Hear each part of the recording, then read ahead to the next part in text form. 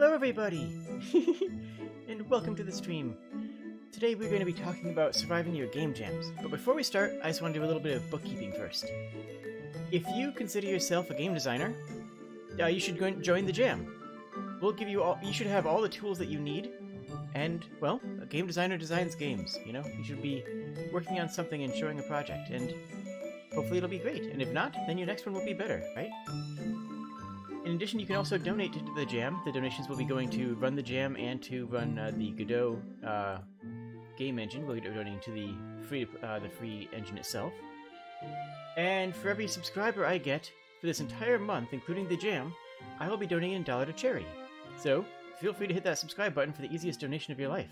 Or you can donate to me directly, which is also fun. I am here with Cheeseness today. Hello, Cheeseness. How are you doing? Hello. I'm doing well. How are you? I am doing outstanding. You have a good amount of experience with game jams, right? Yeah, I've done a few. So, if someone is joining a game jam, what can they expect? Like right out of the gate, what should they be expecting? So I think it's a tricky thing, right? Like every jam kind of has its own context and its own identity, and then you've got, you know, what are the kind of community perceptions that you've got coming in? What are the expectations that you have are gonna definitely shape the kind of experience that you're gonna get out of it. But in broad terms, game jams are an opportunity to try and make a game, usually within a very short period of time, alongside other people who are doing the same. And that's kind of the gist, I suppose, is make a thing within some sort of reasonable time constraints, alongside other people. And I think there's some sort of like, I think that component of doing things a long time alongside other people ends up being a very powerful factor. Like the idea that you're having a shared experience of going through the process of doing something can provide people with a lot of motivation, a lot of opportunity to get feedback that they otherwise wouldn't be able to get, and that sort of stuff that's valuable. You know, being able to observe and learn from just the broader community activity that's happening can be really powerful. So would you say it's like making a game just in microcosm, just like a scaled example of it, or is it inherently a different experience? I think again, a lot of that depends upon the context of the thing and you know how you're choosing to engage and interact with it. For myself, I try and treat jams as being a little bit different to making actual projects. In fact, I kind of think of a jam generally as being a safe space where I can do something I wouldn't normally do because it's got this defined time constraint where it's not going to spill over and take over my life unless I want it to. Right. And so when I participate in a jam, often I will be using a new piece of tech or experimenting with a new workflow or trying something for the first time that I haven't done before, because I figure that's like a nice safe space for me to cut my teeth. That makes a lot of sense. And yes, this is live. I see someone in chat asking if it's live, which, well, I guess that's the easiest way to verify it. Yeah. And I don't know about you, but I'm happy to answer any questions, like particularly if anybody is thinking of participating in the Godot jam. Like, you know, if you got any thoughts or questions, you should throw them out there, because you know the more informed you can be as you go in, and the more confident you can be as you go in, that's valuable. So why don't you give us your idea, some of your ideas on how to survive your first jam? If this is somebody's first game jam and they just have a cursory knowledge of stuff, but feel like they are ready to take the jump and enter the jam, what should their first plan be? What should their first thinks be? The first brain thinks in their mind. So, I think the most important thing to think about right at the beginning is to sort of have reflect on and have a solid idea of what exactly you are doing in the jam, what you want to get out of the jam. And so I feel like a lot of people who don't have much experience go in, and the first thing that they ask themselves is like, how much can I squeeze in? And I don't think that that's going to lead to the most positive outcomes. Like, I don't think that that's necessarily going to lead to a healthy relationship with your work and lead to a healthy work experience. I think that the better approach is to think more along the lines of, what can I do with the skills and tools that I have available? What can I do with the tools that I have? Right. It's like, what can I do as opposed to what can I squeeze in? Because if you ask yourself, if you enter into it thinking, what can I squeeze in? That's going to lead to the kind of work habits that we call crunch and generally acknowledge and respect as being unhealthy. Whereas I think... Okay. I was going to say, whereas I think if you come out from the other angle of how can I apply the skills and tools that I have within the constraints that I have, how can I embrace these constraints, I think that leads to a much more healthy thing and leads to a much more, robust opportunity to bring the focus back to, how do you grow and what can you learn from the experience. Yeah. Just real quick, I want to, someone in chat asked, what's the theme? And you'll be able to find out on this channel on Thursday. You'll be able to, if you pay attention, we'll have the opening of the Game Jam will be streamed live on this channel, where we will announce the theme of the Game Jam so everyone can get started. Look forward to that. Sorry, that was the shameless plug that I was being fed. I had to take the bait. I had to. So yeah, sometimes the constraints are just solely time-based. Sometimes a theme is involved. Sometimes technology is a thing. This one's fairly Godot themed.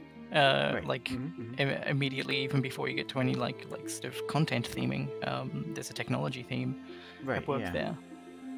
A tool theme, if you will. Yeah.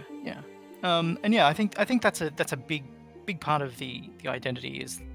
And you do this with normal projects. Like, this isn't specific to game jams, but game jams bring this to the forefront, or have the opportunity to bring this to the forefront when you're thinking about how to navigate and how to work through a project. Is these are the constraints. How do I work with them? Yeah, and you touched on crunch, and I just want to bring that back up because that's something we were discussing before the show started. And the Go Godot Jam, we're starting it on a Thursday and ending it a week and a half later on a Tuesday, so that everybody has 2 full weekends, regardless of time zone, to work on the project. We like to try to minimize the need to be awake for 72 hours to do something, because that's not healthy, and it's not a good, healthy mindset, especially for somebody who's getting into games. Like, if you're getting into games design, you don't want that to be your baseline, right? As you start in a game jam. That's not a good first experience. Right. But it's so tempting, though, isn't it? It is. My first jam. I feel like I've grown a little bit since then and gained some better perspectives. But I recently did a re-release of the game that I made for my very first jam back in 2012, and as part of that, I did some postmortems, a series of postmortem articles looking at the different phases in the project's history, because that's something I did do a little bit of development on after the jam. And as part of doing that, I want to go back and look through all my old chat logs and try and dig up as much old artifacts and information as I could. And I found a thing, and it was on the final day of the jam, and we were talking about what we could accomplish within the time that we had left. And I said words to the effect of, "I don't think I can do any more. I am about to crash. It was Wednesday when I last slept." Oh. And I think the jam ended on a Saturday.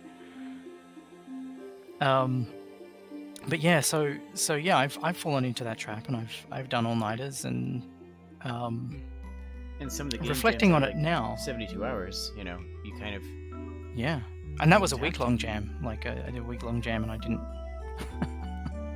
and I slept like 2 or 3 nights in the week. Yeah. But like reflecting on it and looking back at it now, I don't think that my work was any better for doing that. That's interesting. So, right? Because you there's a point of diminishing returns, right? People who are exhausted don't do their best work. They don't do their fastest work, and they don't make the best decisions. They tend to make more mistakes, and so the things that you have to accept as a trade-off from going without sleep and overworking yourself are that either the quality of your work diminishes, or you spend more time fixing up the things that didn't quite, in general, your work is slower. And so, my general reflections are that I think if I had been more rested and more refreshed, I definitely would have been able to do at least as good work. That's interesting. Possibly better. That's interesting because it goes against the common sense, right? It goes against the idea of more hours equals more better. All you need is caffeine. Just keep going. And it doesn't work that way at all. Like I hope that anybody who does make use of caffeine is also aware of how it slows them down. It's a debit. Makes you feel right. You're going into debt. And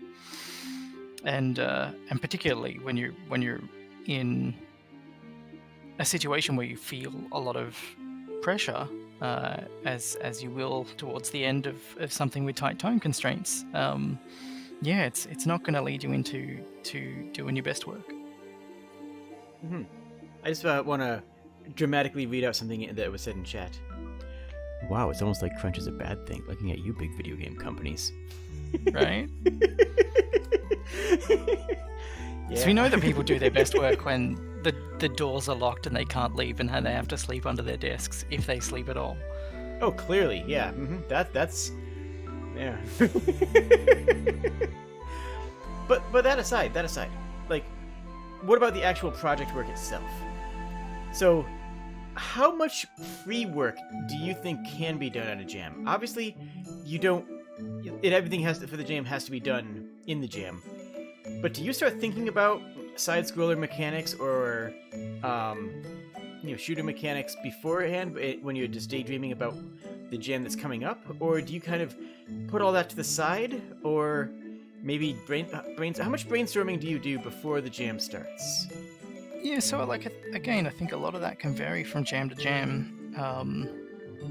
There are some jams where it makes sense to do that kind of thing. I'm involved with organising a jam called Adventure Jam, and that's a point-and-click adventure-focused thing. One of the things that we tell people is that as long as they don't work on final assets for the game, they can do concept art, they can do writing, they can do some of their puzzle design ahead of time. We sort of encourage people to embrace that so that during the jam they can focus on the production aspects. That's actually really interesting. Yeah. And there are other jams where that kind of thing is frowned upon, and I think one of the reasons for the prevalence of things within jams is to encourage people to not invest a lot of time early on. And I think for some people that's about leveling the playing field. People who have had 6 months to pre-plan their project are maybe going to be able to hit the ground with a little bit more confidence than people who only heard about it last week. Yeah, we have rules involved saying that anything made for the jam must be made during the jam, but I mean, if you're brainstorming for the previous 6 months on how to make a first-person shooter, and then the jam comes along and you say, wow, I already have all these ideas in my head for a first-person shooter, can I tune this for the jam? I think that's fine. Like, there's nothing inherently wrong with that, because obviously we're all thinking about different games all day. Like, that's kind of how we do things, right? Right. Like, I've got a list of, I don't know how long it is. Like, I stopped paying attention, stopped keeping count when it got over 150 titles. But I have a big list of games I would like to make, and usually when a jam rocks around, I have a couple of candidates that, of things that I would like to try and do someday. That I could consider doing, but invariably, and this is going to be a recurring theme, I think, invariably, I will also consider just new things that occurred to me on the spot. Because planning or having plans, right, the value, particularly in game jams and in project management in general, the role of a plan is not to lock you in. It's Right. to help you understand the impact of possible changes that you're considering making. Right? So the plan becomes your baseline, and you go, well, I'm thinking about pivoting and making my RTS is going to be a real-time tactics game instead now. I think that's the right direction for me to go. But because you've done all of this preliminary planning and you know like what the shape and scope of the game looked like when you were planning an RTS, you then have something to compare this new idea to, and you say, well, what is the impact of that going to be? How much is it going to extend my timelines? What is going to happen? Like, if you don't have those plans, then you're just floundering around in the dark. You've got no idea what's going on. Yeah, I actually covered that pretty extensively the other day. I did a game design doc. Right, yeah. Did you catch that? I had hoped to, but sadly, I think I might actually have been streaming myself, and you were done by the time I finished. But yeah, I think that's really important. Just from that whole kind of like pre-planning side of things, like do your brainstorming, do your stuff. But if you come up with an idea that you think is going to be better, and you're able to compare the impact of that to new ideas that you've had, then go for it.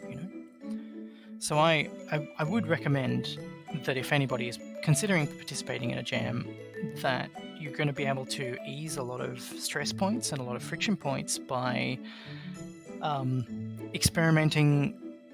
Like, don't dive into production, but experiment with art styles, right? Like if you've got an idea for an art production workflow, and you go, okay, I'm thinking about doing like a low poly unshaded thing. If you've not done something like that before, treat that unknown as something that you can explore ahead of time in a more abstract way, so that when it comes time to do your actual jam, you got a little bit of experience to lean on. Yeah, you have a little bit of you already have some of the conceptual work done, not necessarily the actual programming, or not necessarily any actual art assets, but you have conceptual work done, which is significant, right? Yeah, because if you have established workflows, right, that puts you in a very different situation to if you don't. And so that might be concept art or concept work that's specific to the project, but it might also just be deciding what your folder structure is going to look like, how you're going to organize your project, what kind of source control system you're going to use, all that kind of stuff. Because like with any project, and this is, I think about game jams as a project management challenge, right? Yeah. The goal is to make a thing, but the way that you engage with the constraints is that you solve them through through project management. Like it is effectively, those time constraints in particular are a project management problem to be solved. They're a goal to be solved and overcome. Yeah. So from that perspective, there was a really important and salient point that I was going to make, which fell out the other ear as the thought entered this one, and but pretend that I said something insightful. Oh, always. I always assume you do, because you usually do. It's actually really easy to imagine that. But yeah, sorry. What I was in the middle of the wandering, meandering path that I was hoping would lead somewhere useful was intending to lead to this idea that the more you can remove the unknowns of your project, the easier it's going to be to navigate your project. And what is an unknown in the project? What would you how would you be describing other unknowns? Like, how can you know an unknown, right? Yes. It's tricky, and I think that's something that you can only kind of really work out how to anticipate with experience. Like, I think that's just something a skill that you grow over time. But yeah, like the idea of, if you know that you're going to need art, and you know that you haven't done art of the type that you're hoping to use, that's an unknown that you've got to sort out. Yeah. If you're doing a game that has puzzle design and you don't have much puzzle design experience and you're not sure about how to do that, that's definitely an unknown. I would say that the first set of unknowns to be prioritizing is your workflows. Right? Because if you know how you can go about doing, if you know what your processes are going to be, then you've got a much more stable framework within which you're going to be operating. Beyond that, your next unknowns, like those technical and process unknowns are the critical ones. But moving beyond that, maybe some of your unknowns are going to be, what's my story going to be like? How's my characters going to interact? Some of those are going to be like more about the actual content rather than the technical process of making things or the technical implementations. But I think that it's process and implementation stuff that you want to be thinking about. And so the way that I try and identify these unknowns, and again, this is a project management skill, is to start trying to break down your project into its component pieces so that you can look at and understand the relationships between the different chunks that go together to make up the thing. And that in turn, you can use that to help try and understand what your critical path is. And is it the critical path method or the critical path analysis or whatever stupid TLA people want to come up with? But it's like an approach to scheduling where you identify like the shortest path from beginning to end, or creating a minimum viable product and sort of that. Well, yes, sort of. So if you imagine that you've broken your project down into a whole bunch of chunks, and those may be arbitrarily sized, like ideally you want to make them small enough that they're bite-sized, but not so small that you're like spending more time ticking things as done than actually doing things, right?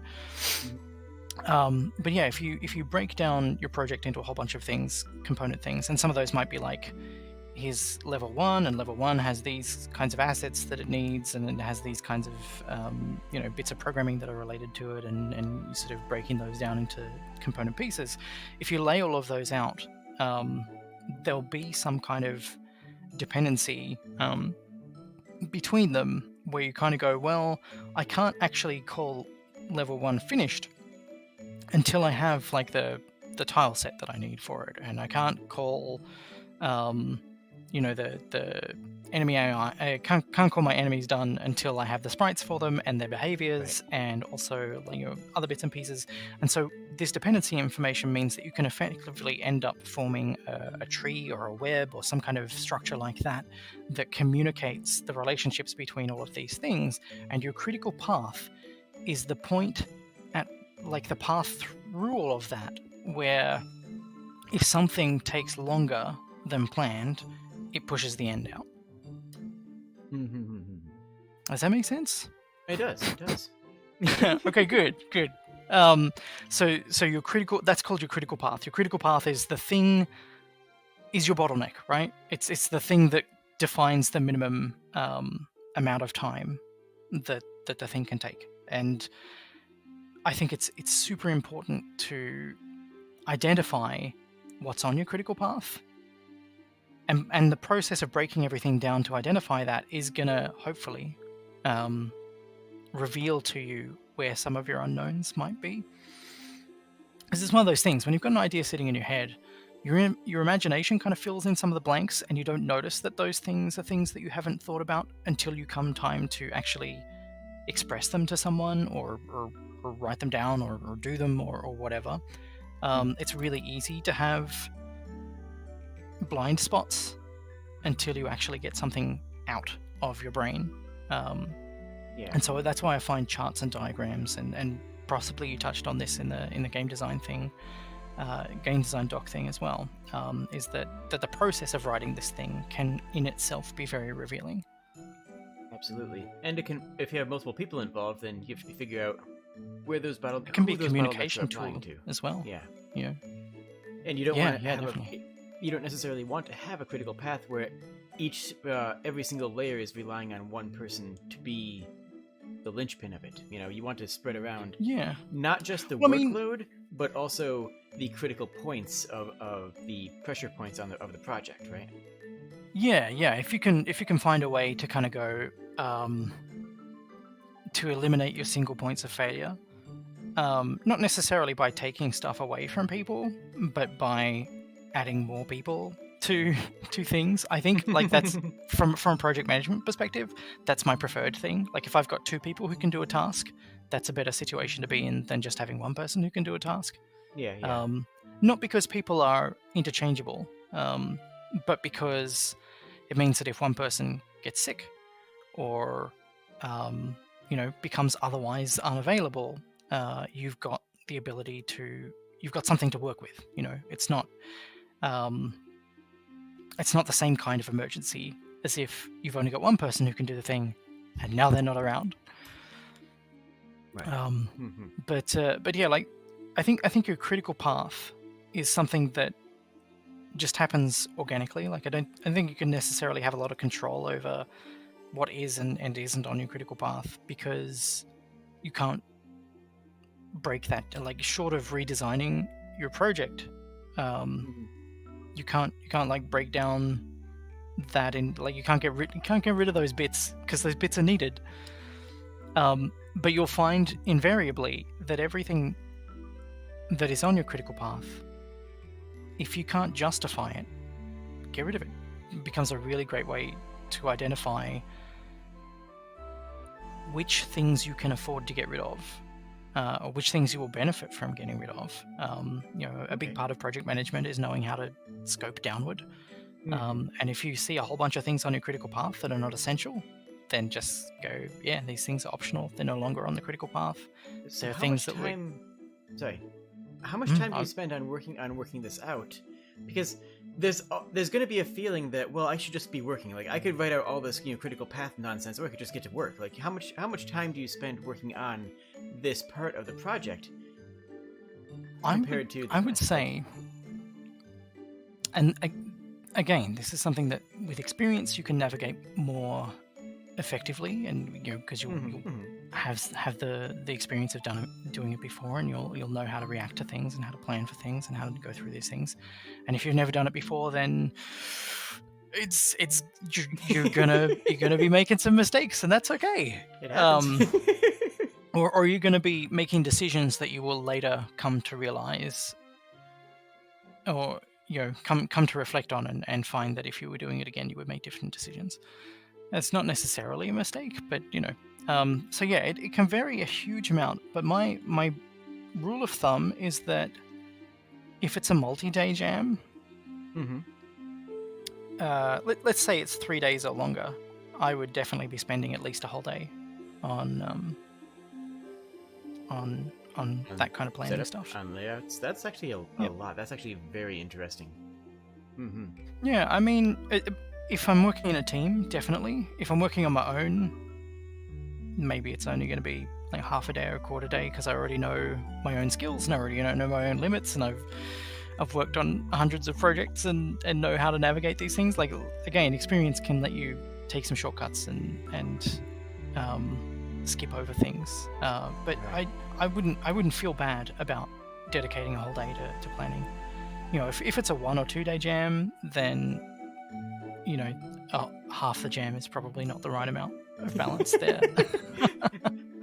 If you're doing a 2 day jam, then I'd say like at least a few hours, just to do that stuff, because like you can use that time to, particularly if you're working in a team, you want to make sure that everybody understands what everybody else's skills are. You want to make sure that everybody understands what the project is, because if you've got different people with different ideas of what's going on, that's going to come back and bite you very thoroughly. Absolutely. At some point later, when it's more stressful. So making sure everyone's on the same page is critical. And spending a full day on that. Actually, the more I think about it, the more sense it makes. Yeah. It does feel instinctively that that's not time doing the quote-unquote real work. You know, Right. that's not time right. that's doing the quote unquote real work of making a game, which is the coding, which is the the drawing, which is the asset making, which is all that jazz. But the real work of the jam is the project management, like you were saying at the beginning. Right. That's what I was going to say. Is that if you take it from the perspective of it being about project management, then it becomes a lot easier to prioritize the stuff. Mm-hmm. But yeah, there's nothing saying that you can't, while you're doing this, have a text editor open or a notepad next to you and scribble down ideas, or have a sketchbook with you and do some concept art while you're scribbling all this stuff out. Like, you can kind of multitask and double up on some of that stuff and get some of the sort of conceptual work happening alongside that, because you kind of acknowledge generally that work of concept stuff and the notes that you scribble down, they're not production assets or whatever that you're going to keep in your final thing. You know that you're gonna do more to replace that. But I see nothing wrong with spending a whole day just on planning. For a game jam that's as long as the Go Godot jam is, I would say spend a whole day, and possibly even schedule at the end of the first week a second, like, just planning focused day or half day, where the goal is, like, the primary purpose of that is to basically do new plans that take into account the progress that you've made so far, and because obviously things are gonna, you never know. You never know. Like, the process of making stuff is like, once you've made it, then you know how long it took. But until it's made, it's all up in the air, I do. And as somebody who judges and organizes part of the game jam, I will say that having a good concept is incredibly important. I would rather have a game that has a good concept that executes, it has mediocre but functional execution, over a game that that has a flawless execution but doesn't have a very strong concept. Like, I want something interesting, There's a saying that I have that I think is kind of relevant, and that is that quality is not the only quality that a work has, and invariably it is the least interesting. Like, invariably, people care about quality less than everything else. The way I described it in the other day was, a good game jam game has enough content to come in, make a statement, show off a concept, and then bow gracefully to the audience. Ideally. Sometimes you don't quite get there, but you could that's the dream. It's good to I would want to have a really good concept instead of the best Snake clone mechanically that I've ever seen. But that said, if you don't feel like, if you go, because you can still learn something about project management by making Snake. True. Yes. And you can still learn something about making games by making Pac-Man. It's true. I don't necessarily want to say that if you feel like you don't have the, definitely don't want to use these terms, but creativity or originality, if you feel like you don't have those as skills that are fully developed, and you want to work within a conceptual domain that is established and has fewer unknowns, as a way of leveraging those things to allow you to get to a point where you can practice some of the other aspects of development and project management, I think that's pretty valid. Yeah. It's not going to help you stand out. It's not going to help you stand out, unless you have some really unique and interesting twist, in which case you do have that creativity side. Right. And there's nothing saying that you can't spend 3 days of your 5-day game jam making Snake, and then 2 days turning it upside down and riffing on that to create something different. Obviously, you're going to be working, if you haven't designed ahead and for all of those changes, then you're going to be working against yourself a little bit. But there's nothing saying that you can't start with a foundation that is familiar and build on that to create something different. So, the reason I pick on Snake is because right before the last Go Godot jam, there was a tutorial on how to use the Godot engine put out that was used making the game Snake as their example. That was put out coincidentally close to the start of the jam. Mm-hmm. And we had an internal tracker between the other judges. We had an internal tracker set just for how many games we played that were just Snake. Like it just became a thing, which is inherently fine, and some of them were fantastic. Like some of them really did pivot the concept into a new direction, and did something unique with the concept. But there was a bunch of them. There was a recent jam where I played all of the entries that had Linux builds and left some comments and feedback for all of the participants in the hopes that whatever insights I might be able to give them maybe a value. There were a number of games. This was another Godot themed jam. There were a number of games that were just the GD Quest platformer. Yeah.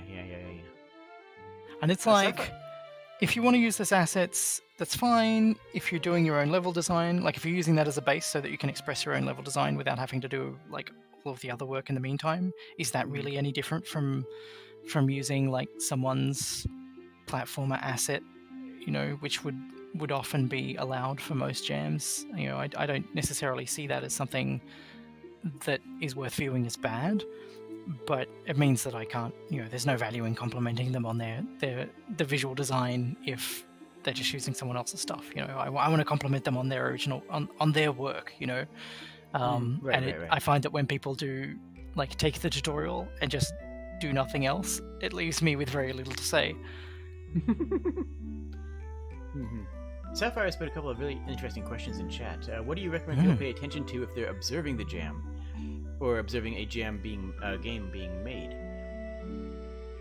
Yeah, this is a tricky and interesting thing.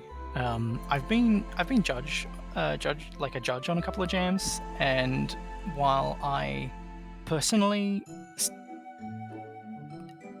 don't put a lot of value or weight towards judging, and most of the jams that I'm involved with organizing, I've shifted away from having a judge-focused or award-focused outcomes to having, instead of judges, we have mentors who are around during the jam to be people who can give something of value. Because like awards only go to the people who are already at the top, like the people who already know that their work is better than everyone else's.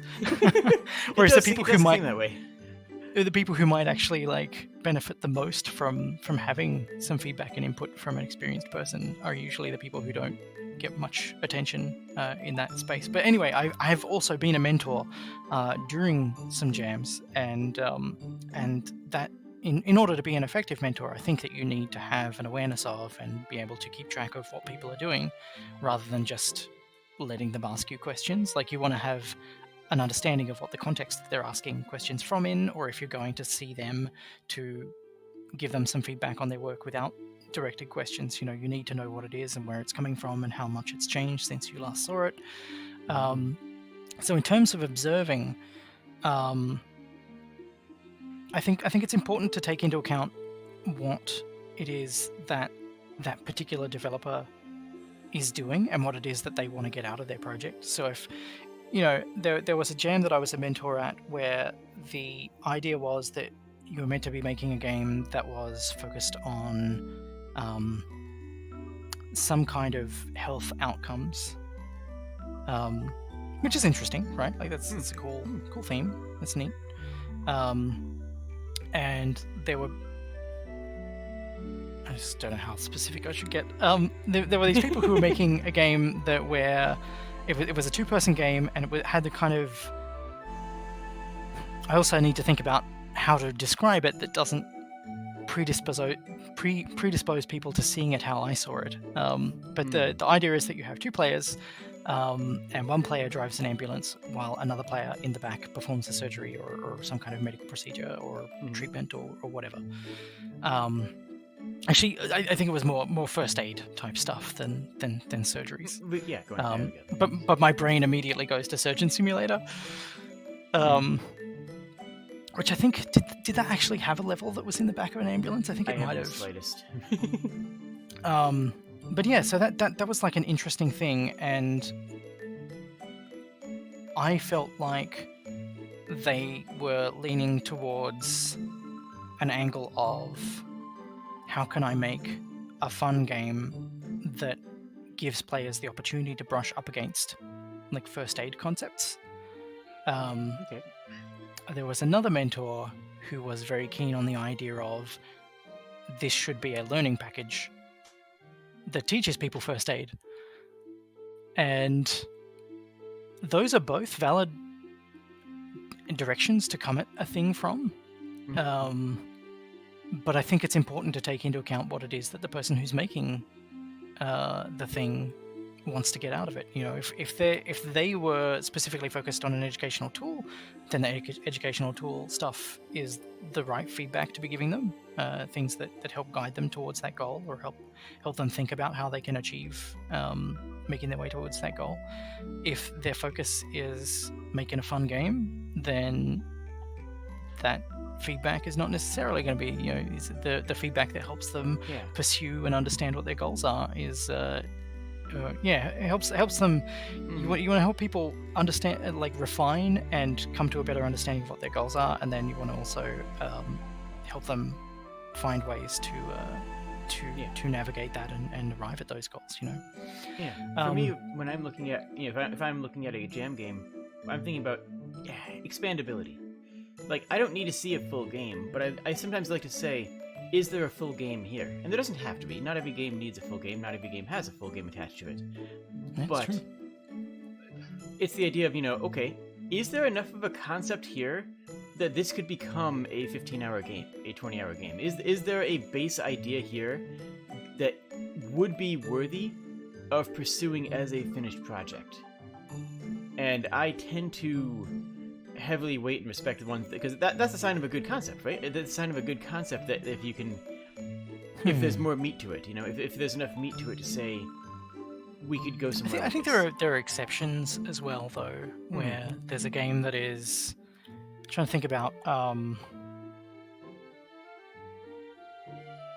We mentioned, I don't know if we mentioned it on stream or if we were talking about it before, but 7-Day FPS is a jam that I've participated in, and it's a jam that's happening again this year.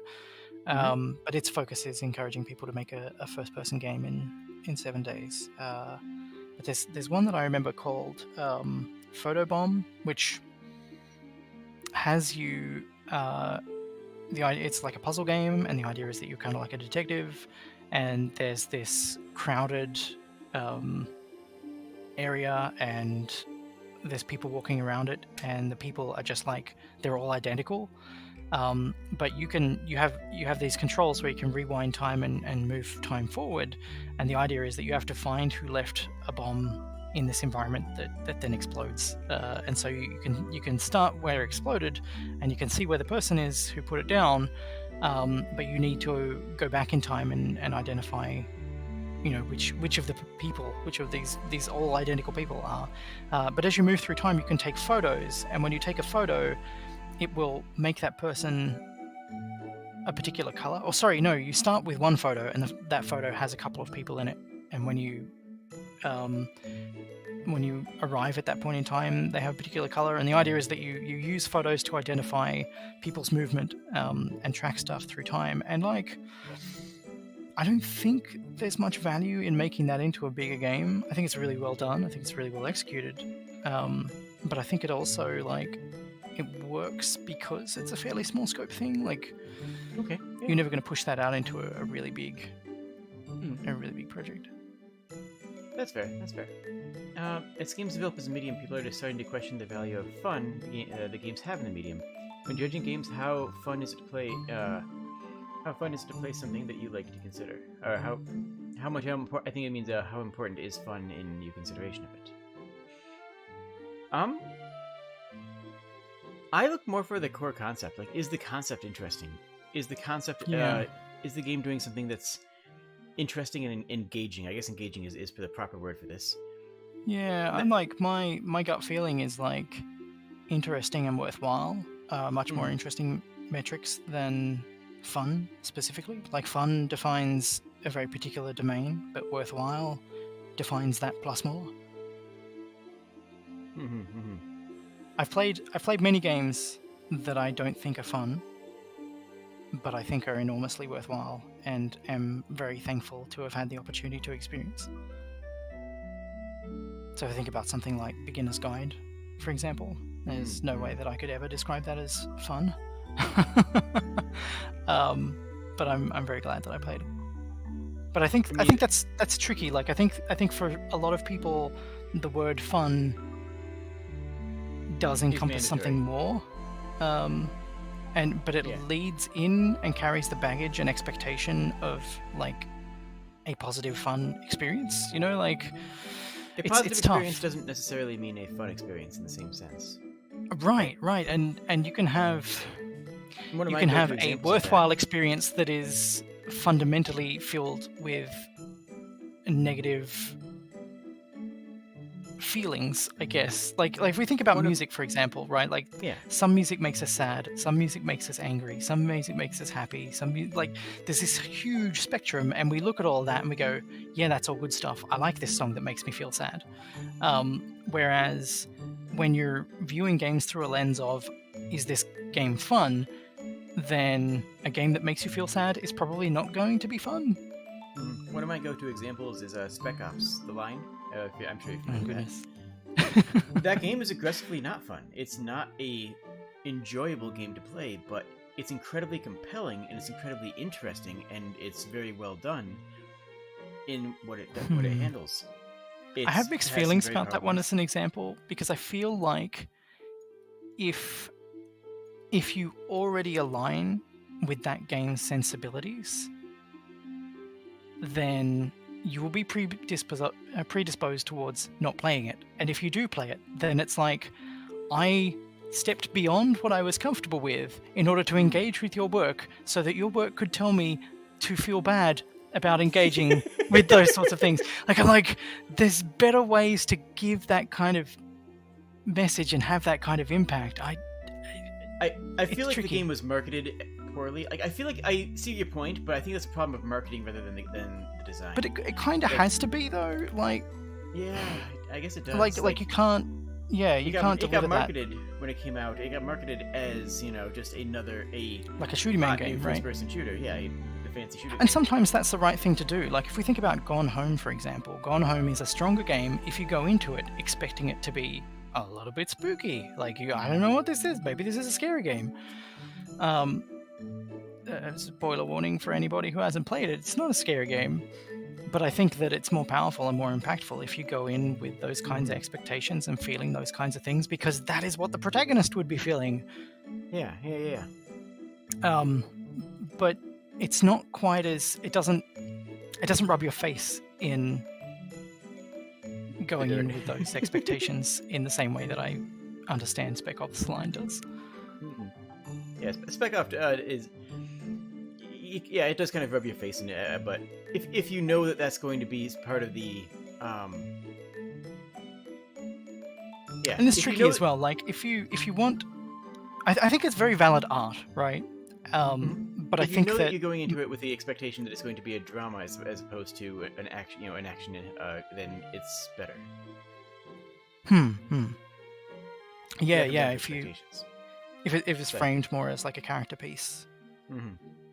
But I think as well, like it's. No, I lost that one. Sorry.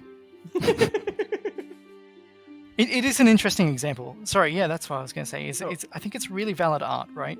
But I think that, and maybe this is a mistake, and this is like a sign of a lack of maturity for the medium, a lack of maturity of how we view and approach the medium. I think it's worthwhile art. I don't think it's successful. I don't think it's capable of being successful, right? If its intended audience is people who like shooting man's games, who can have their minds blown and their eyes opened and become better people for it, those people are not going to be receptive to that message when they play. That's fair. And it's tough. It's tricky. They say they're asking if there's leeway without any criteria of judging. So in terms of judging, we go on a 5-point system. Technical, which is how well the game is crafted, put together. Is it broken? Is everything exploding? Artistic, which is, are the assets good? Are the sound and visuals and music work? Does it work? Design, which is, does the game teach you how to play it? The mechanics make sense? Is it intuitive? Is there anything that's just disassociative in the game design itself? The theme, which is how well it adheres to the theme of the jam, and gameplay, which is similar to design, but it's accessibility options. It's is it innovative? Is it doing something unique? And all of these will work just as well in a drama piece as they will in a quote unquote fun piece or in a platformer or it's hard to judge. How do you compare tic-tac-toe to football? Like, there's no baseline of comparison between these two things, right? Like, there's just no real comparison points between the two. It is. So, I don't want to poo-poo the idea of comparing things and ranking things, because that's valuable for some people. But I think you touch on a really important point there, which is that not only are games incredibly subjective experiences for which you can't really have any meaningful baseline between multiple people's experiences, but they are also, I don't think it makes sense to view games as being a single medium. I think it's or a single genre, rather. Well, not even that, because I feel like games, as we think about them, I think it's a collection of mediums that then has a number of genres within. Each has its own collection of genres. Yeah. So a first-person shooter might be a medium. I don't think it's a genre, right? Because it's not defining content in any meaningful way. It defines how the content is. It defines something about the presentation, but that's the difference between if we think about pop-up books versus novels versus comic books versus choose-your-own adventures. The choose-your-own adventure is really interesting because it's this non-linear experience of a book, but it's still a book. But I think it would make sense to view all of those as different mediums that happen to share some similarities in format. On a complete side note, did you realize that that's actually a specific company, not a type of book? Yes, yes, and it's trademarked still, I think. So you can look forward to enjoying the consequences of using someone else's trademark if you choose to use that term. No, I often try to use different nomenclature for those so that I can avoid subsidizing a brand with the language that I use. I just think it's interesting because it's something that I just hadn't actually even I didn't actually even realize it until fairly recently when I was watching a retrospective on the initial writer who started writing those. I think most people don't realize it until they're slapped with, either a lawsuit or a request for royalties or cease and desist. Yeah, it is a shock to a lot of people, and it's kind of sad, right? Because I don't know. I have mixed feelings. I'm very much an open culture proponent. I like the idea of culture owning its own artifacts and being able to iterate on its own artifacts, and the idea of an organization getting all gatekeepery about that kind of stuff is difficult. But at the same time, that's their brand. That's what they built up. That's their identity. And to some extent, maybe they should be able to own and control that. I don't know. It's tough. I don't like the idea of using Google as a verb, that's generic from actually doing a Google search. Yeah. Or abstracted from doing a Google search. And so from that perspective, I think that it's choose your own adventure. It's okay for that to just refer to the brand. Because again, language shouldn't subsidize brands. So, we should be But there are definitely some situations where this feels so natural. Like the one that always that I just want to say is rollerblades as opposed to inline skates. It's like, yeah, but what are these? Like, yeah, what? Yeah, it's a brand, but like, it's what it is. It is culturally pervasive. Like it's become normalized, and it's like there are people who use is it Kleenex? I think is the brand with like for some people. For tissue. That's that. Yeah. And I know that for a while, I don't think it's a thing anymore, but I know that it used to be that Hoover, which is a company that made vacuum cleaners, was like Hoover was a verb for things. Or like the core concept of spelling ketchup with a K instead of a C. Oh, interesting. That was started by a company. That was started by Heinz. Huh. That is fascinating. They spelt it weird, and that sort of became a dictionary, a accepted dictionary at this point. Yeah. And there are some places in the United States where this threw me for a loop. We'll get back to talking about GameJam in a moment.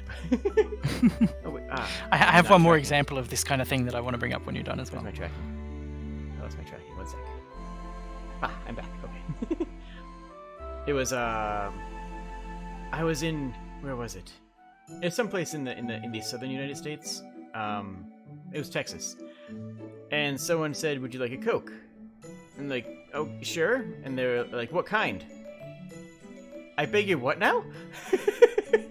Apparently, in that area, that's just a way of like that it has replaced soda in the way that Kleenex has replaced tissue, or rollerblades replaced that confused me. That confused the Dickens. Of course, just to clear everything up, like it doesn't help that Coca-Cola, like the Coca-Cola company, owns a million soft drink brands. Like True. If you drink Fanta, Fanta is owned by the Coca-Cola company, or GlaxoSmithKline makes it, I think, and they're owned by the Coca-Cola company. Like it's Coca-Cola all the way down, right? Yeah. But like thinking about this from a perspective of what impact does it have on culture, like for brand names, it's like, it's not a big deal. Like if we have to say inline skates instead of rollerblades, like it's like the impact of that is not huge. If we have to say like interactive narrative instead of choose your own adventure, like it's not a big deal. Metroidvania. Yeah. Well, let's tie this back into video games. but the thing that I think makes because it's easy to go, okay, well I don't really care about these brand things, and they can have their own things, and it doesn't have an impact on culture. If we think about the song Happy Birthday, or Happy Birthday to You, I think is like its actual name. Yeah. Is not in the public domain. No, that's owned. Yeah, that's why a lot of restaurants use some variation of their own making it, or some variation on for He's a Jolly Good Fellow, because that is actually something that you have to pay a license for. Yeah. I'm not entirely certain of what its current status is, but just broadly speaking, I think that we can. Here we go. Copyright expired in the EU in 2017. So okay, yeah, it's like it's passing into the public domain now. But certainly you have heard people using unlicensed performances of Happy Birthday prior to that. But like that's a big cultural touchstone for a huge amount of Western culture, right? Mm-hmm. And to be able, like, it's the same kind of thing, I think, to say you can't call your interactive narrative a choose your own adventure and saying you can't sing Happy Birthday. All right, so in the US, it was ruled as public domain in 2016. Yeah, I'm surprised because the US public domain is like one of the most restricted things in. Anyways, we don't need to get into that part. Yeah. But that's still very recent, Disney. Right? Anyways, that's very, very new. This idea of Happy Birthday being available to anybody who wants to do it. But yeah, like that's like a huge cultural touchstone for an incredible amount of people, and to sort of say that you can't sing that and you can't own that is diminishes culture in a quantifiable way, I think. And that example, I think, it's a lot easier to understand what kind of impact you're talking about, compared to Choose Your Own Adventure or Rollerblades or Kleenex or whatever. Yeah. So let's pivot back into Game Jam. Yes, don't infringe other people's trademarks in your Game Jam games, because that means you know if you... Let me touch on that. Hold on. You know what? I want to touch on that. Yeah. Keep in mind that there's not only a copyright on a composition of a musical piece, but also on the performance. Yeah, they're two separate things. I actually, and I'm just going to vent this right here because why not? It's relevant to the Game Jam. Last Game Jam, I actually got a copyright ding on my channel because somebody used a licensed version of music. And there was a classical piece, and they used a licensed recording. There are licensed and unlicensed versions of classical music pieces. And my favorite part is that a lot of automated stuff can give false positives. True. Where you end up having, like, I did a video where I had a public domain piece of music, where I took that music, put it into open source MIDI application using Creative Commons licensed sampling, like a sample library. I'm pretty sure it was Creative Commons licensed, and then rendered that to actual audio. And so every step along the chain was free with a capital F in some way, and then had a copyright claim against it. And I'm like, pull your freaking head in. I was very grumpy about that. But yeah, it's kind of. I also did a video. I did a stream where I played through a bunch of games that inspired Hive Time, and one of those games used a piece of licensed classical music, and YouTube wouldn't let me upload it, which kind of made me sad. Yeah. And I was like, is this true? Because this is a piece of classical music that is definitely in the public domain. Right, but I tried to contact the developer and say, is this recording that you used, is that a licensed recording? And it turned out that it was. But yeah, as Eric Jacobson says, there's lots of false positives. The automatic copyright stuff is pretty gross. Yeah, I mean, it's still a better system than the alternative, but it's not a good system, right? Copyright. There's a lot we can discuss about copyright. It needs to be overhauled heavily in multiple countries for things to actually start sorting itself out. I'm okay with copyright expiring the moment that you release something publicly. I figure if you're giving it to people, then you should give it to people, right? But I'm happy to say 4-year copyright duration is a good compromise from that ideal. I think that I think that anything underneath 70 years after the death of the author is pretty reasonable. I think that somewhere below that seems like a good idea. 70 years. That's what it is. That's yeah, but it's bonkers. Disney. It's bonkers Disney. though. That's saying that, in general, you've got to wait an entire lifetime before culture can own and iterate on its own artifacts. Before anybody can own and iterate on Pinocchio and Snow White. That's explicitly what it is. Yeah. But a culture that can't own and can't iterate on its own artifacts is a culture that is stunted. It can't grow. And these days, people just infringe copyright and make stuff regardless. It's just human nature, and that's what we do. And it's kind of hard to get around that. But it sucks that a lot of our cultural development comes from activities that we view as criminal. Yeah.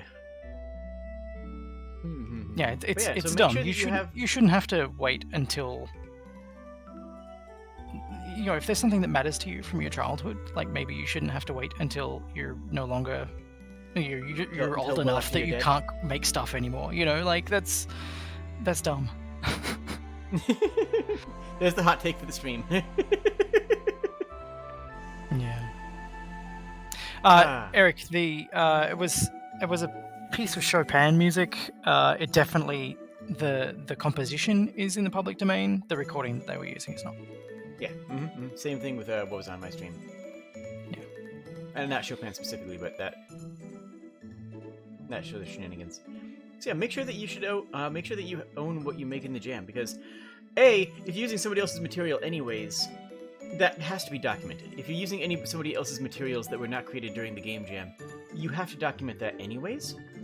That Yeah, needs to be credit very people, clear. regardless, right? Like, Mhm. even outside of a jam, like, just credit people. Yeah, and yes, agreed. Even outside of a jam, credit people, but in the jam, that's disqualification material. Is if you don't credit it. You know, that is using assets from outside of the game jam period. And even if it is credited, it's questionable, right? Like, yeah, it's hard to, it throws a wrench in the judging of how do I judge this, because this was clearly made before the jam, at least in part, right? Yeah, and that comes back to what I was saying before. Like, if you're giving someone feedback, if you're assessing their work, it's like you need to know which bits of their work. But like, also, I'm definitely, I don't want to advocate against the idea of pushing back against copyright, and I don't want to tell people that they can't. If they choose to infringe copyright and embrace the consequences of doing so, that isn't like valid expression. Like, if you need to do that, go nuts, but maybe a game jam isn't the right venue. Yeah. Unless that venue is like a game jam that is specifically themed around, I don't know, you're making Half-Life 2 Episode 3. if that's your thing, if that's the context, then I guess, sure, go with it, embrace it. Fun fact, the first 3 videos on my channel are just 10-minute uploads of my background music to make sure I didn't get any copyright dings, because I do own the digital media rights to this music. But I wanted to upload just the background music alone to make sure that it wasn't like close enough to something that would get caught in automation, you know? Yeah, that's a good idea. So like, before you go and establish your account, like, just get that stuff out of the way. Yeah, it's a good thing. And I figure, you know what? If somebody likes my background music and wants it as standalone, hey, it's there. I mean, they don't have a whole lot of views because, well, it's not terribly the most engaging material, but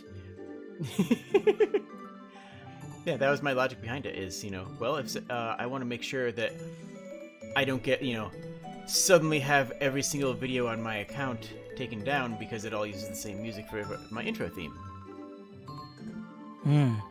Yeah, because like that's a big impact thing if it ends up becoming a problem. Yeah. So we were talking about unknowns earlier, and there's one more little thing I wanted to touch on there.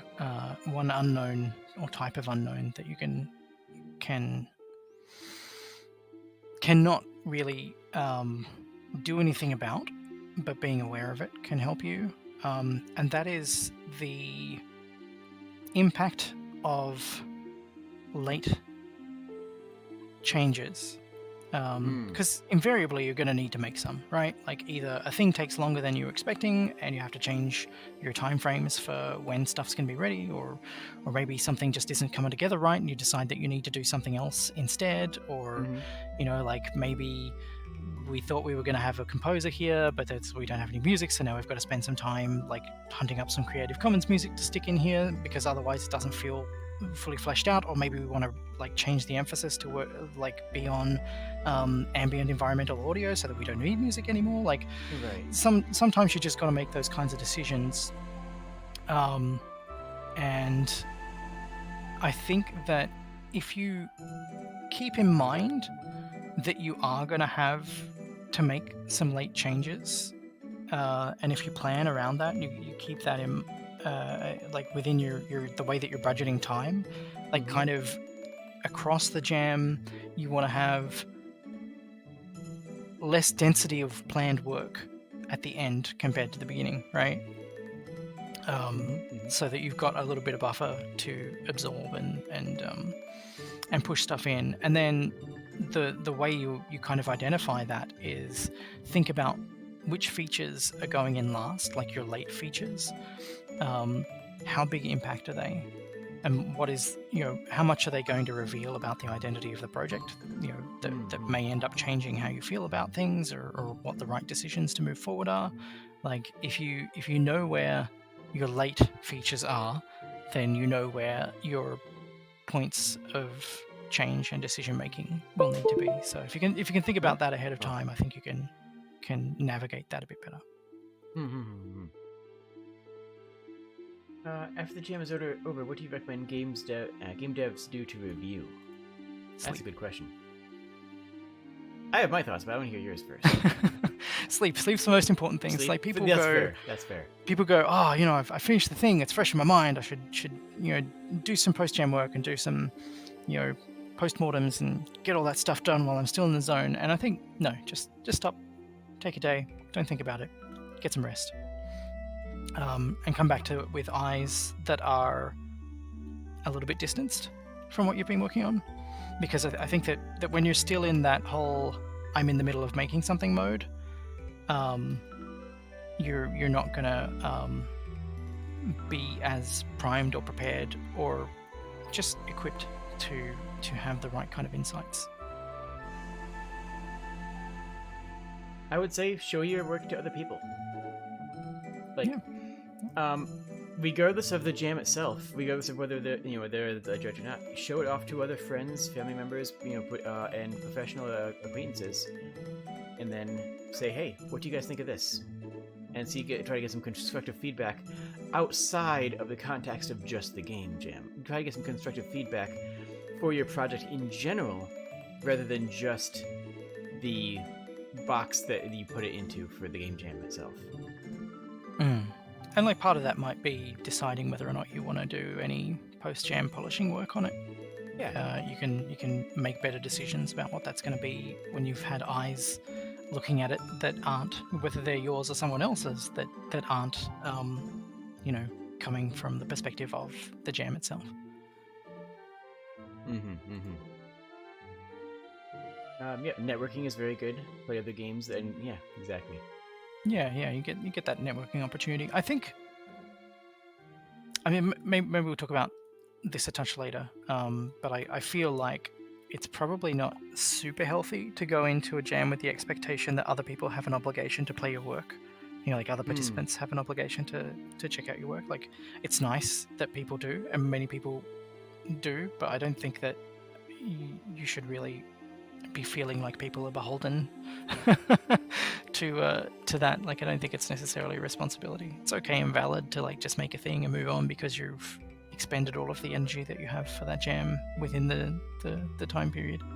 Yeah. I don't think you need to feel bad about moving on. You don't need to make other people feel bad about moving on.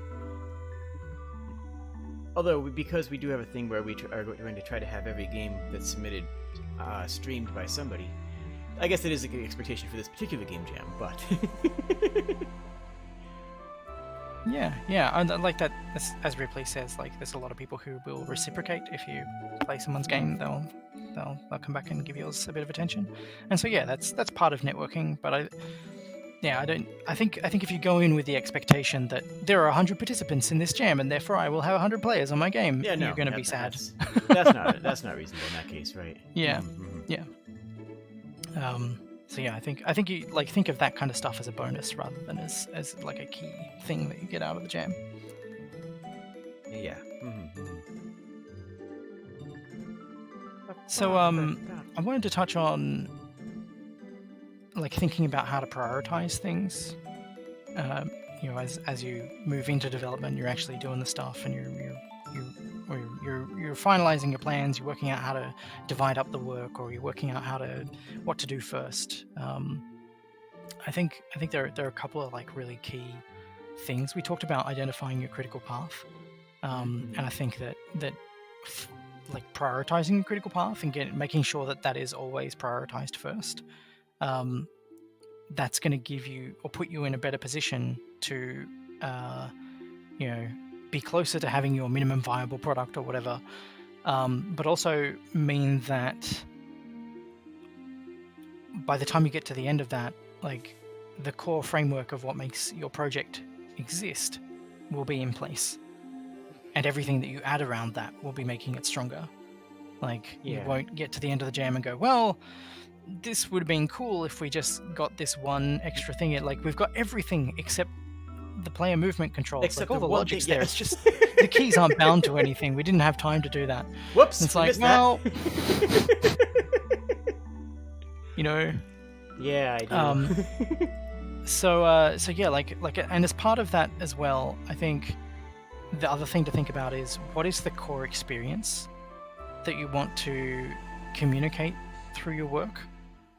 If you can identify what that core experience is, then that can also tell you what is worth prioritizing. If you're making a game about, I don't know, learning a new language, how it feels to learn a new language, how it feels to like be confused and uncertain about things at the beginning and have that transition over time into, actually understanding and being confident and knowing how that works, then think about prioritizing things that will amplify the sense of doing that. Like part of that might be, oh yeah, we've got like, you're learning like an alien language and the letters that you're in the process of learning, because we've mechanized it, and it's not just like you as a player learn to identify what the symbols are, it's like you as the player engage with the mechanics, and like mechanically your character learns to understand the things. What we're going to do is we're going to add like a glitch effect where it glitches from the alien character to like a human readable character back and forth for things that you're uncertain of.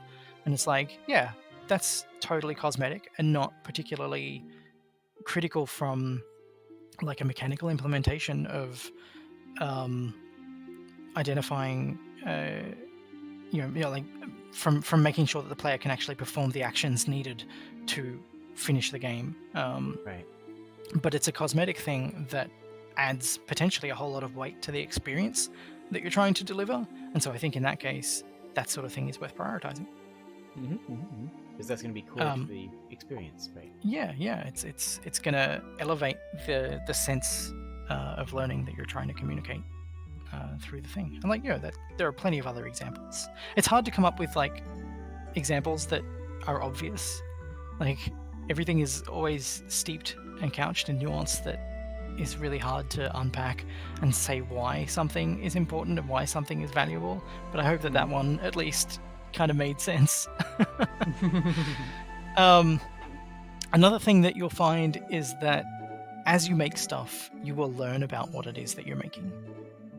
When we think about game development as a discipline, it's often conflated with like engineering.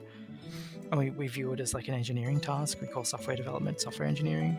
But if we think about what engineering actually is in every single other discipline, it's building on very static and well-known things. Like if you are designing houses and building structures and stuff, like you're making use of a very consistent set of laws of physics. And you're building on top of tens, hundreds of thousands of years of human experience of working with giants. Right. Like wood hasn't changed much. And bricks are bricks are definitely a lot newer than wood and stone, but they've been around for a long time and we know what bricks do. And all of the changes that we've made to bricks and what a modern brick is compared to like a brick 1,000 years ago has been an iterative thing that's built on a lot of existing knowledge and a lot of existing culture, and that allows the thing that we identify as craft to exist. And I don't think we have that with games. It's the newest medium ever. It's grown faster and been hyper-commercialized faster than any other medium. And we don't really know how to navigate that. We don't know how to have a positive relationship with that. We don't know what that means for who we are as people and who we are as creators. But like beyond that, if you think about game development as being analogous to like architecture, right? Yeah. It would be like designing a house where the laws of physics change every time, and the building materials that you use change every time, and also the height and width of the people that you're designing things for change every time. The number of limbs that they have changes every time. Their method of locomotion changes every time. And it's like, yeah, cool. If you're designing your house for your bipedal humans, maybe the rest of the unknowns are something that you can work with and feel confident about knowing what you're doing. But half of them are going to be like amorphous, gaseous blobs that don't actually use doors. It's vents now, and or these creatures are actually emit some kind of acidic slime stuff, and so now we need to, there's just so many concerns that are different when you're making a game from, unless you're making the same game twice. There'll be some similarities, and with experience you can lean on and build upon stuff. And when I say the laws of physics, I don't mean like your physics system in a game. I mean the abstract concept of, knowing that this thing works in this context. When you're making a game, you're going to learn a lot about what that game is and what is right for that game while you're in the middle of making it. And that makes a lot of the planning that you do harder to be reliable as things progress. So I think and again, this is something that becomes easier when you've got a lot more experience. If you can front load the things that will provide you with that insight, then you can have more runway for making the decisions that come out of that. If you leave all that stuff till late, then the correct project management decision is to just be rigid and not allow yourself to take advantage of any of those late insights. But if you can front load those, then you can potentially benefit from whatever you learn from that. Sometimes that might be like, if you're, the things that I make tend to be, I don't know. I don't want to say that I like to focus on making original new things. I don't. It's garbage. Like, everything that I make is inspired by or influenced by something else. And there's lots of times where I've made things where it doesn't really do anything that's new or innovative or whatever.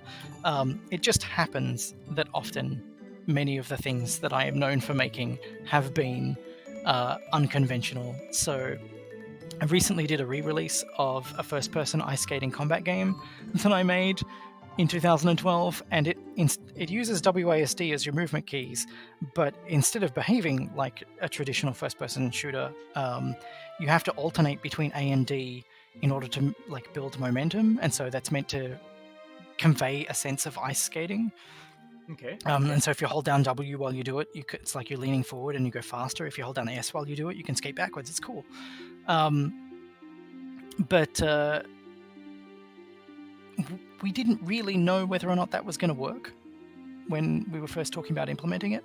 And so front-loading that in development allowed us to identify whether or not it was working sooner rather than later. And if we had to come up with something else, it's going to be a lot easier to come up with something else sooner rather than later. I haven't gone and built a whole bunch of other stuff that is based on the expectation that this stuff will work. So if you can front load those kinds of things that are going to give you insight, those things that are going to eliminate your unknowns, do that.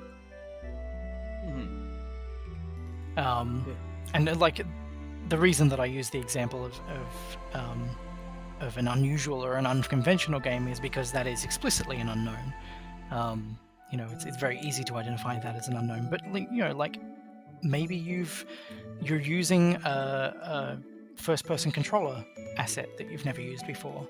That represents the same kind of uncertainty, even though that kind of stuff is more or less a solved problem, and you can find many solutions. Still, picking a solution is work in and of itself, and knowing whether or not the solution that you've picked is the right fit for your game is work in and of itself. Those are the things that you need to identify sooner rather than later. Another thing that I like to do in terms of thinking about how to prioritize stuff is to, some people want to do concept art, some people don't want to do concept art, but I feel like if you do need to do it, or if you need to make placeholder art or whatever, make stuff that you can use as assets in your work in progress stuff. And the reason that this is valuable is because what is the best way to describe this? It's a lot easier when talking about Adventure Jam because I've like worked on a couple of adventure games. I can give screenshots and show this is what the room looks like during my concept art, and this is what the room looks like as a finished thing, and being able to kind of go, okay, well, I have a vague idea of what my character's going to look like. Here's my concept art. I'm just going to plonk that in as the character art, and I can walk around the environment now with something that vaguely represents what it's going to be. Yeah, just so you have something visible to work with. Yeah. And like particularly for point-and-click adventures, you know, the scene design, the layout, the structure, the there is a term and it's eluding me, but it basically means the set design, like from like a theater perspective, because like the way that you're blocking out those spaces and the structure of those spaces has an impact on gameplay. You know, particularly in adventure games where like people tend to look not very favorably upon the idea of pixel hunting. You want to make sure that all of your interactive components are readable, and a lot of that's going to come down to how they fit within the scene. So if you're doing concept art for a scene, you could draw it from a random angle, but if you draw it from an angle that you're thinking of using in the game, then you can stick it in the game and see if it's working. You can get double mileage out of your concept art. So if you find ways to get extra functionality out of your concept art by using it as placeholder art, I think you can save yourself a lot of time. That makes sense. Makes a lot of sense. And as you say, like if you can get a visual idea of how things are fitting together, that's something that you can learn from or draw some inspiration from or see something unexpected in and build on as well. Of your own concept. It gives you a better concept of what you're working with. Yeah.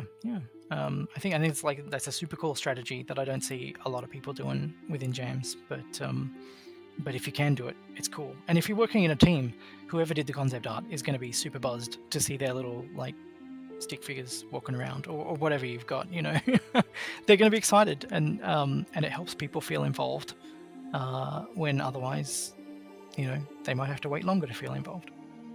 And I didn't have it in my notes to touch on, but like part of project management is like team management and morale management, and anything you can do to make people feel good about participating and buzzed and enthused and positive about their work. Do it, because you're going to benefit from that. Absolutely. Some other thoughts on prioritization. You want to get your game playable as early as possible. So that is like know that the player's method of interacting with the game works. Like that's the insight that you get from that. And the other thing to prioritize as soon as you can is to get the game finishable, which means that like you can go from the start to the end as soon as you can. Put yourself in a position where you can put the end in sight, so that you have your goals are more attainable. Then, The thing is that once you get from beginning to end, then everything that you add from that point forward is iterating on something that exists. Until you get to that point, you're building the thing that doesn't yet exist. And once you start iterating, that's the point at which your work gets better. It's like we were talking about with planning and project management, is like all of your plans and your charts and your diagrams and whatever, they're your baseline upon which you are going to improve and make decisions based on those baselines. The moment that your game is playable from beginning to end, it becomes the baseline, and everything you do from that point forward is an improvement. And you'd make those improvements within the context of knowing what the playable game is. So those two things are really important when trying to work out what to prioritize. Like if you've got something that's going to allow the game to feel like a game that you can play from start to end is going to feel a lot more finished than a game that you can play from start and it just kind of fizzles out because you ran out of time and didn't manage to get it done. You're always going to have to leave something behind, right? Like you're never going to be able to do everything that you want to do. The possibility space surrounding any given idea is pretty much infinite for all practical purposes. And it's your job to curate those. Your job to sort of triage and identify which bits are doable and which bits aren't. And so, like the bits that you leave behind, the bits that fall on the cutting room floor as you bring the scope down to make everything shippable, ideally, you don't want that to be part of your game's core structure. If it's intended to have an end, you make sure you get that end in, because it's going to feel weird if it doesn't have it.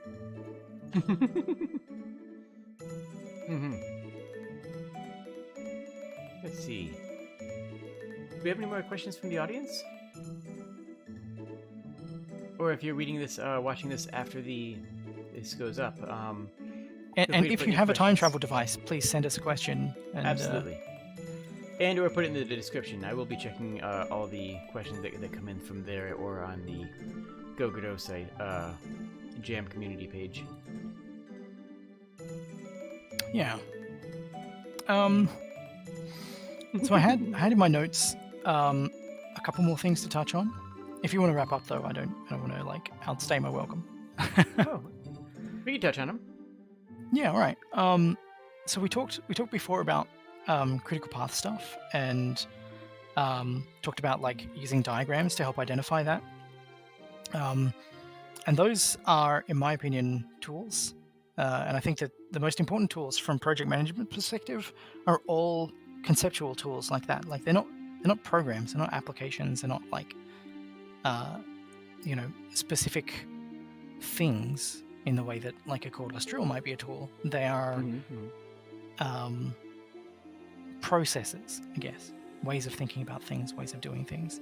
And so if you are again thinking about adventure games, storyboards can be a really useful tool for getting some insight into just layout, and not just adventure games, everything. Again, if you can repurpose your concept art and get some extra legs out of your concept art, thinking about making your concept art from the perspective of doing storyboards allows you to think about how your elements are interacting with the scenes, how they're moving through the scenes, and thinking about just layout and interaction over time like that can be super valuable. We talked about critical path stuff, and I think we more or less implied PERT charts, which is a way of communicating your work breakdown structure as something that you can get your critical path from. I think we're pretty good on through on that one. Yeah. I talked a lot about in other places about puzzle dependency charts, which I'll drop a link for in chat. Is a term that Ron Gilbert, who is you'll have to send it to me to put in chat. It automatically shadow mutes anything links that are put in by someone. Oh, right, of course. All right, yes. Sorry, I am totally overstepping and presuming. But Ron Gilbert was project lead on a small game called Monkey Island, or Curse of Monkey Island. He also worked on a game called Maniac Mansion and a few other things that you may or may not have heard of. But he has this tool that he uses called puzzle dependency charts that he uses to map out what's going to happen in his adventure games. And I find these really interesting. They're not flowcharts specifically. And it's tricky to talk about because lots of people use flowcharts the way that Ron uses puzzle dependency charts, and so from that perspective, for those people, it's kind of interchangeable. But there's a more kind of rigid definition of what a flowchart is and what a flowchart is intended to be used for, and what a flowchart is good at, that a puzzle dependency chart moves along slightly different axes from. Mm-hmm. But the idea is that you are basically creating a node graph of the interactions that, again, we're going to talk about this from the perspective of doing an adventure game, but a lot of this stuff can be useful ways of thinking about interactions outside of just puzzle stuff, outside of point-and-click adventures, sorry. But the idea is that you create a graph that maps out all of the interactions, all of the things that you want a player to be doing. So they pick up a key and then they interact with the door and that opens a door, and then in this other scene they pick up this and they get the rubber chicken with the pulley in the middle and they use it on the cable and they go and visit Beathook. All these things become nodes on the puzzle dependency chart. And when you lay that out, I don't think there's any one layout, right? I think it's important to think about, particularly with these kinds of things, it's important to think of layout as being transient. Like different layouts can reveal different things to you. But when you visually draw this out, it can show you like the non-linear, like particularly when you've got non-linearity, it can become very difficult without a visual tool like this. And maybe that's ableist. I don't know. For people who require visual aids for this kind of thing, there are certainly people who don't need that kind of stuff. But I think being able to lay things out like this can help you understand where the interaction density is across the entirety of your game. And that can have like can give some really valuable insights into pacing and difficulty. And if you've got something that's non-linear or has branching paths, you can go, okay, well this path is actually pretty light compared to these other paths. Maybe I should put some extra stuff in here. Like those are really good insights to be able to have. Game Maker's Toolkit did a very good series called Boss Keys, where they applied this sort of puzzle flowchart design, similar to what you have here, to Metroidvanias in terms of locks and keys and accessible areas based on what you how far you progress through the game. Very similar conceptually. But you can also use these. Yeah. So it's like you can use a flowchart tool to make one, and that's totally fine. But you kind of they don't document processes. They document design, whereas flowcharts document process. But like you can, if you've got this kind of layout, then you can kind of go, if you ever need to downscope and you need to cut stuff out, like it can become a lot easier to identify which bits you can cull out.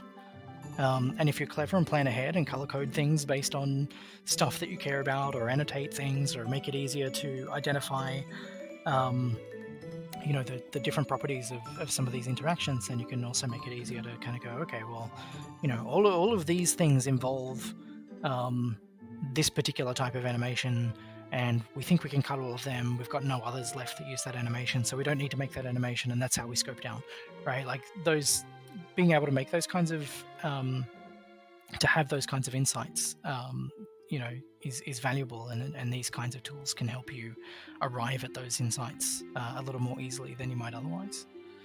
So in general, when thinking about tools, like anything that you can create quickly that helps you understand your process and your progress at a glance is worth doing. And it doesn't have to be, like I said, it doesn't have to be software. Like you can just use sticky notes, just put a whole bunch of sticky notes on the wall, and that's fine. If you got some scrap paper and you just scribble some stuff down, that's fine. If you got fancy, expensive project management software, then I guess use it, but you don't have to. The low-tech solutions are super valid. But again, these are tools that you use to make better decisions moving forward, right? Like they're not things that you plan out and then lock yourself into those plans. It's all about helping you make more informed decisions when you're considering changes. Right. Okay. Another thing I wanted to touch on was avoiding disaster or mitigating risks, I guess. Something's going to go wrong, right? Like invariably, something will go wrong during a jam. The short windows to time, so the opportunities for things to go wrong are generally pretty small, but because there's that time pressure, the impact of something going wrong is usually a lot higher than it would be otherwise. If you have a power failure and you go, I'm just going to bed early tonight, I don't care. That might be your approach if you're just doing everyday work. But if you're in the middle of a 2-day jam and power goes out and you lose an afternoon, that's a big deal. Yeah, it's a catastrophe. So save often, like don't leave unsaved work open, which like we all do. But I figure that if we all tell each other to save often, then we will save more often than we otherwise would. So save to Git. Often. If you don't know how to use Git, learn it. It'll be an incredibly useful skill for you. Which was the next thing I was going to mention, was use some kind of source control management or versioning system. Like Git is trendy, and Git's a functional and robust tool. If you know how to use it, use it. If you don't know how to use it, Learn it. Learn it. If you know something else, that's totally valid. There are many other version control systems out there. Some of them are less complicated and convoluted than Git. Whatever you use something. Yeah, do something. Yeah, because it's not just. You can think of version control as a backup, so that you can kind of undo. But it's more than that. It's so much more than that. You can, I find if I haven't been working on a project in a little while, or even if I have been working on a project and I want to just get back up to speed, like if I've had a weekend off or if I've just had a nap and want to refresh myself on the previous day's work, having a look at my commit log makes it a lot easier for me to see what the changes are and where they are. Mm-hmm. Reading through my diffs lets me get back up to speed. If I'm working in a team, I like to review my collaborators' diffs, not necessarily looking for problems, but just being up to speed on what's being done. And if if a bug is introduced and you don't know what exactly it is, but you know when it was added, most version control tools have some functionality.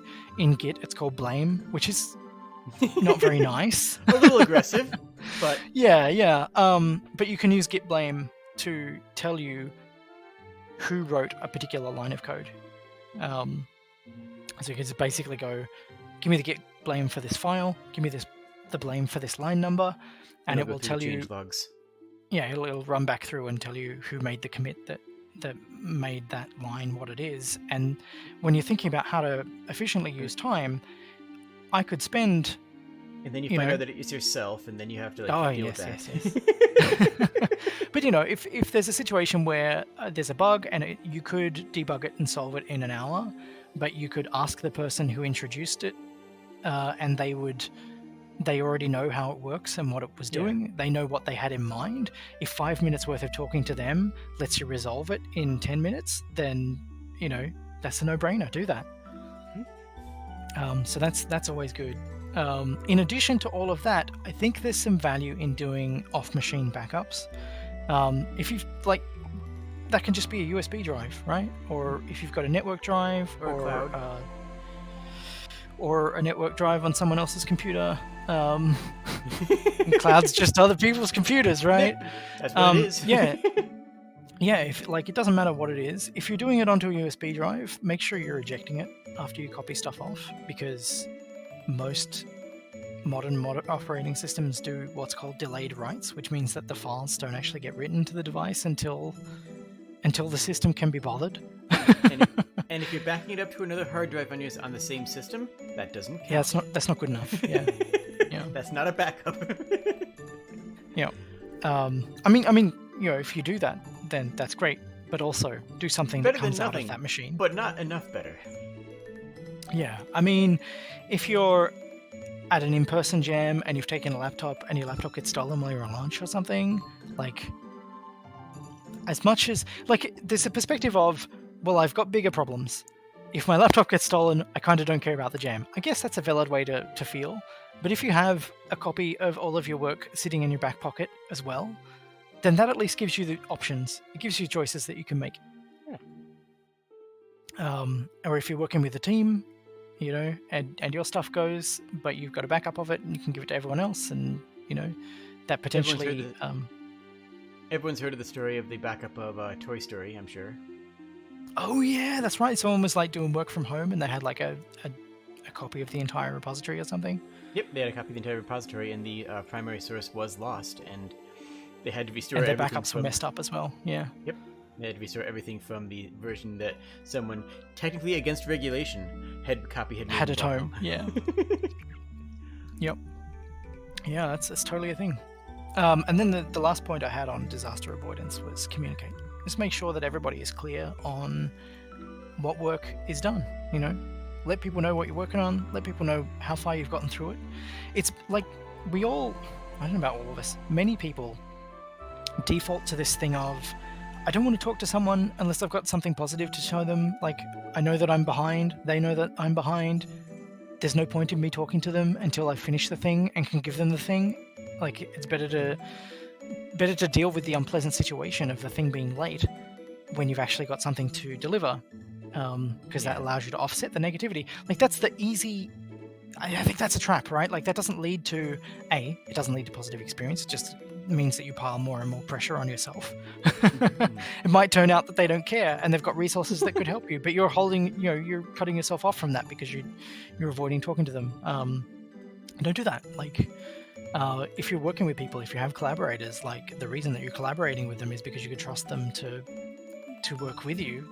Work with them, always communicate as much as you can. And that means as well, like, if you fall down some stairs and bust your leg and you can't have to be rushed to a hospital and don't have the opportunity to tell everybody else what's going on, if you've been communicating with them and they know how far you'd gotten and they know where everything's at, they know what you had planned, then when they realize that you're off the grid, then they'll be able to make better decisions than if you haven't been communicating. So, like, you kind of make the impact of disaster less when you communicate. Right. So That's do that as much as possible.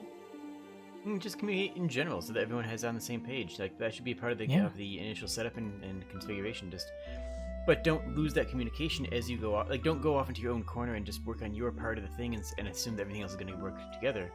Communicate with your team at all stages as well. Yeah, if you're in a multi-day jam, like, if people are working on their own, like, maybe you've got an artist who just does art stuff and no one else is doing art stuff, and they kind of just feed, what they feed the output to other people to do things. Like, if that's how you set up your team, that's a valid way to work. Maybe it's not the right fit for everyone. Like, not saying that you have to work differently, but if you, regardless of how you do it, like, if you're on a multi-day jam, there's no reason to not say, all right, at 10 a.m. every day, we're just going to have a catch up and make sure that everybody's, understands where everybody else is at. On the same page. And that's a chance for you to show off your work. That's a chance for you to compliment other people on their work or give feedback on how something's happening. Maybe it turns out that your music guy has some ideas for, like, a piece of gameplay implementation that ends up bringing into focus a whole bunch of other uncertainty that was in the game from a mechanical perspective. Like, if you don't give those people opportunities to bounce around ideas and sound stuff out, then you're potentially cutting yourself off from a bunch of cool stuff. But we talked before about when you talk through things, or when you write things down or put them in a chart or document them or whatever, that act of expressing the idea can uncover blank spots and blind spots that you have. Like, the same goes with, like, your catch-up sessions and meetings. There's value in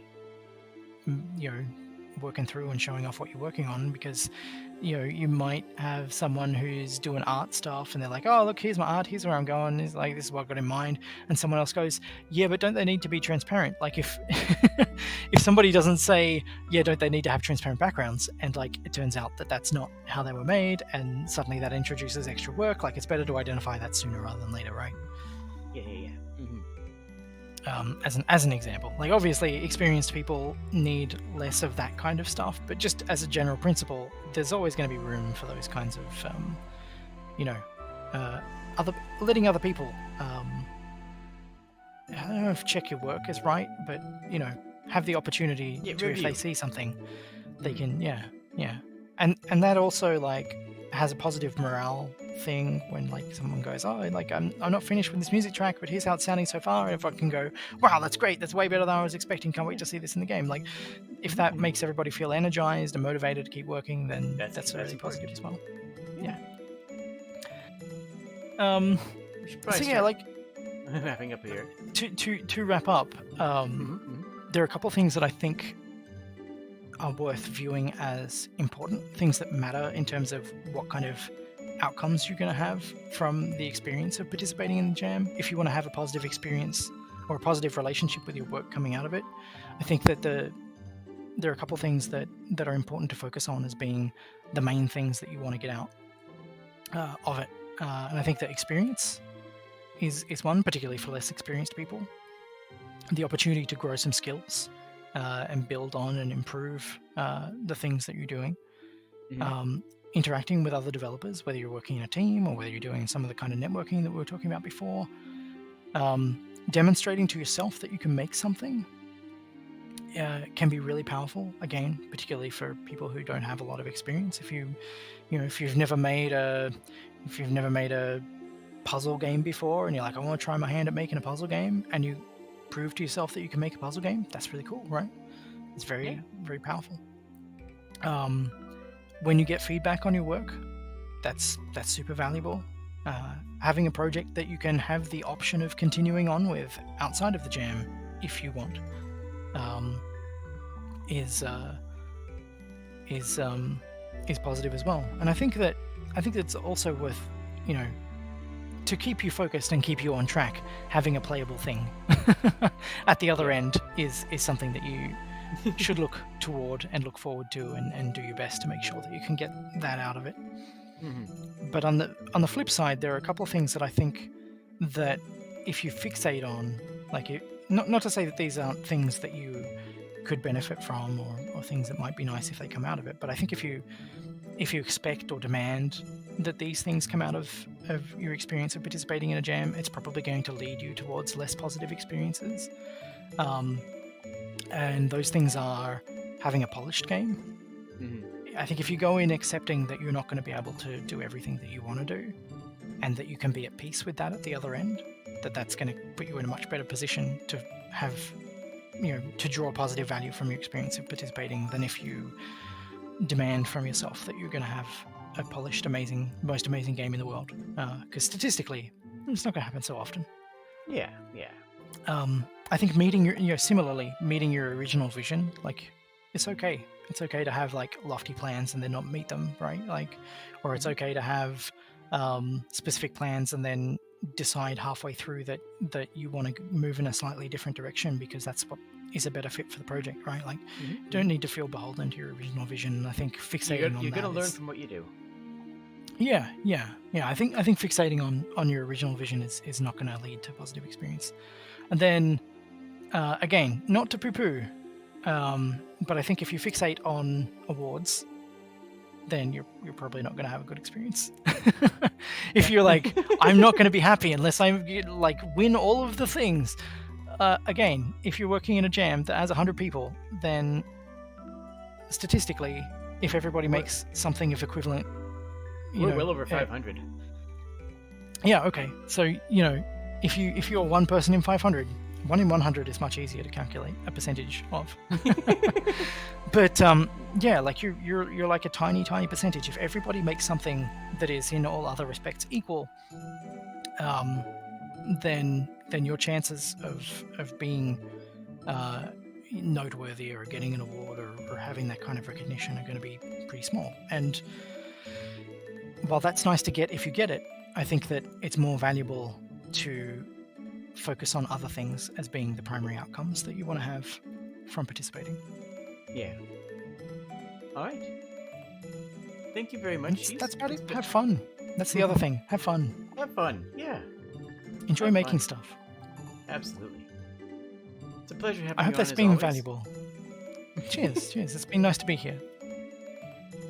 I'll have you on later this month where I've actually played some of your games and take a look at them. That's exciting. Yeah, I'm looking forward to that.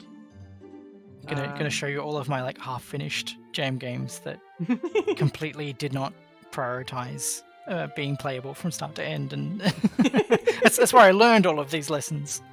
And we can just deconstruct that and can say. Yeah, no, I think that's positive because like every jam that I've worked on or participated in, I have wanted to learn something from, and I think to some degree I have. Let's see. Thursday, the jam itself starts. I'll be doing an early stream. I'll be streaming at 1 p.m. And the stream that's Thursday the 18th. Yes. Yeah. Yes. And I'll be streaming it early in the afternoon. about 4 hours more earlier than I usually start, and that's where the official announcement for what the theme is going to be and the official go sign. Wednesday and Friday. Wednesday I'm talking with Little Appleseed about Pokemon, and Friday I'll be starting my first Pokemon Nuzlocke, which is I'm excited for. I'm gonna head over to the Discord and I'll be hanging out in chat there for a little bit. Thank you everybody who joined. Thank you, Cheeseness. It's always a pleasure and a delight. Thank you. I hope that everybody has a wonderful evening. Yeah, and Cheers. good luck to everybody who's participating. Cheers, friends. Bye.